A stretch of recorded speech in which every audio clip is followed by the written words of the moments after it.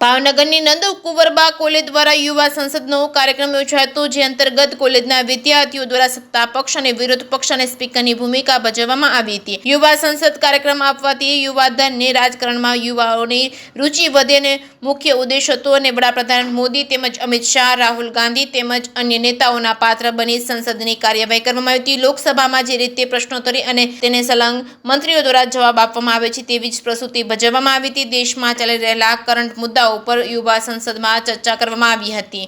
જે ગુજરાતી સાથે હિરેન ભાયણી, ભાવનગર. હું એ બાબતે કહેવા માંગીશ કે અમારી કોલેજ નંદ કુંવરબા મહિલા કોલેજના ટ્રસ્ટી શ્રી અને મેનેજિંગ ડાયરેક્ટર શ્રી અમારી ઉત્સુકતા વધે, અમે પોલિટિક્સ અને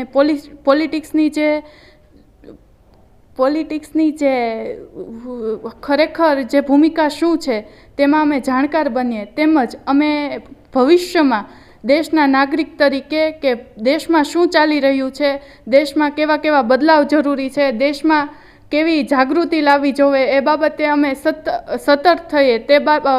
તે અનુસંધાને અમને પ્રોત્સાહન આપવા માટે આ કાર્યક્રમ રજૂ કર્યો છે. અને એ બાબતે હું એટલું કહેવા માગીશ કે હું ટ્રસ્ટી શ્રી અને મેનેજિંગ ડાયરેક્ટર શ્રી તેમજ પૂરી સંસ્થા પરિવારનો ખૂબ ખૂબ આભાર વ્યક્ત કરીશ કે અમને એક એવું પ્લેટફોર્મ પૂરું પાડે છે કે અમારી અંદર પડેલી જે સ્કિલ છે તે અમે બહાર લાવી શકીએ અને અમે દેશમાં શું ચાલી રહ્યું છે, જેમાં અત્યાર સુધી તો જાગૃત હતા પણ અમે જાણતા નહોતા, છાપા નહોતા વાંચતા કે લોકસભા નહોતા જોતા, પણ હવે એ બાબતે અમને રસ જાગવા મળ્યો છે.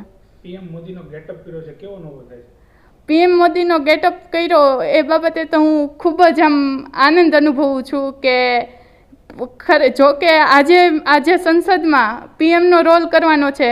આમ તો હું એમની સરખામણીએ ન જ આવી શકું, પણ આજે જ્યારે હું એમની મિમિક્રી કરીશ, એમનું જે સંબોધન છે તેની વાત કરીશ તો હું ખૂબ જ આનંદ અનુભવું છું કે અને ખરેખર આમ અનુભવું છું કે હું પીએમ બની એમ. એકાદી મિમિક્રી,